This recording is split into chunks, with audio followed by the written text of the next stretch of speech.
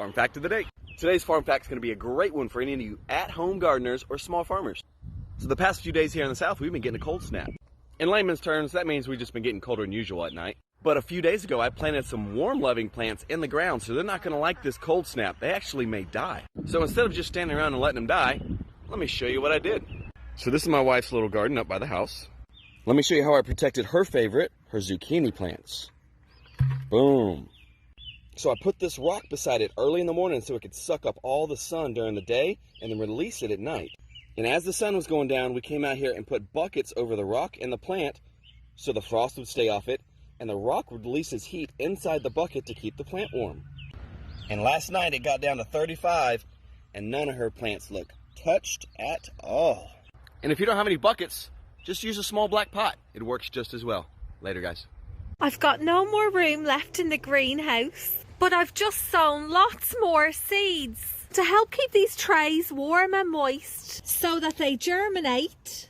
I'm going to firstly cover them with cling wrap, then place the tray up against our brick house in a full sun position. These bricks absorb the heat during the day, creating a warm microclimate for these seeds to germinate.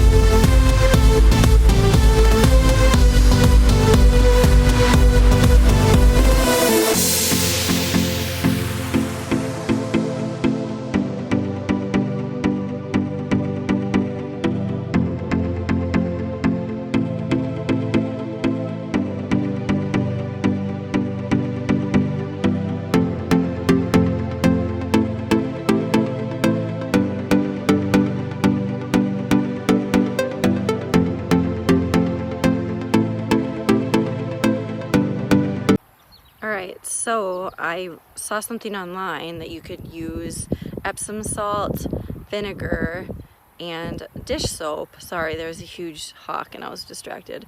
To kill weeds. And I have this huge spot of weeds on the outside perimeter of my garden, so I want to spray them, and we're gonna see what happens. Alright, so here is the outside of the garden, all along the side, just full of weeds. And I'm going to spray. There's my peas and my pea pods. But here are all these weeds. And they go along the entire thing. So we're gonna find out if this concoction works. It's like science.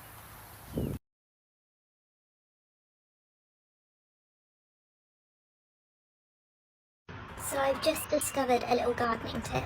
If you're boiling potatoes or pasta, make sure the water is unsalted. Save the water and make sure it cools down. Then you can water your plants with it. It nourishes your plants by bringing out the nutrients in the soil. Here's another 5 home gardening tips from a farmer. Number 1, pruning your tomatoes can actually increase your yield, all while conserving space. Number 2, most brassicas, like kale, taste the best on a cool morning, so adjust your harvest based on the weather. Number 3, plant your tomatoes deep.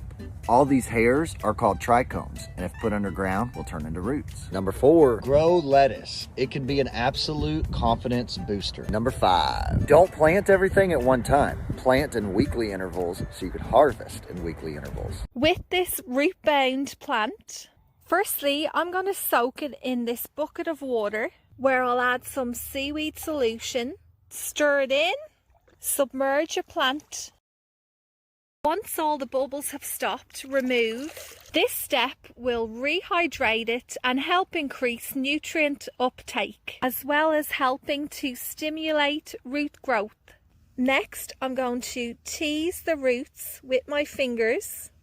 Plants are pretty tough, so you can really get into this. And don't worry if you end up breaking some of the roots.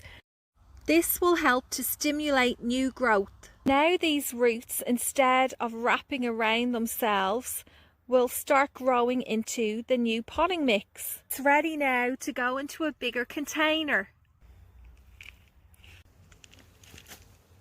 And finally, give it a good drink. It will be much happier now. So I hear you're not exactly sure when you should take your seeds you started and put them in the ground. Let me give you a few things I look for. So I've got a pretty good example of seedlings at different stages. Here, hardly even sprouted. Here, just started to sprout. And then here, they've been sprouted for a while. And the first thing you need to take into consideration is, what is the plant? What are you growing? Because if it's a warm-loving plant like a tomato or a cucumber, you probably don't want to put it in the ground right now. Freeze will come and kill it, so you'll want to pot that up into something bigger. A really inexpensive potting up solution? Solo cups. But for the plants like cauliflower, cabbage, broccoli, and lettuce, which enjoy cooler weather, you can go ahead and put them out right now. And here's some of the signs I look for. You see these leaves down here? These are the first leaves they popped up. Once they get 3 or 4 bigger leaves that come out, they're just about ready. The second thing I'll do is I'll turn it over, look at the bottom, see the roots? Once you see roots like that, it's ready. Lastly, pop one out, and if the root system is holding everything together, it's ready to go in the ground. If we were to pop these out, it'd fall apart. Plant these with the cardboard anytime. So here's something important you want to learn about when purchasing tomato plants. You notice some are determinate or indeterminate. So what determinate means is that this plant will grow to a determined height and produce a determined amount of fruit. So basically, this plant will grow to a specific size, and then most of the fruit will come at one time, usually early in the season. Indeterminate means there is no determined height or size this plant will grow. It will just grow wild all year long and slowly produce fruit all year long. So if you want a bunch of fruit all at once, determinate is where you want to go. If you want your tomato to plant or produce fruit slowly all summer long, then indeterminate is where you want to go. That's the basic difference. So just kind of remember, determinate means determinate height and determinate fruit set. Indeterminate means there's no determined height or fruit set.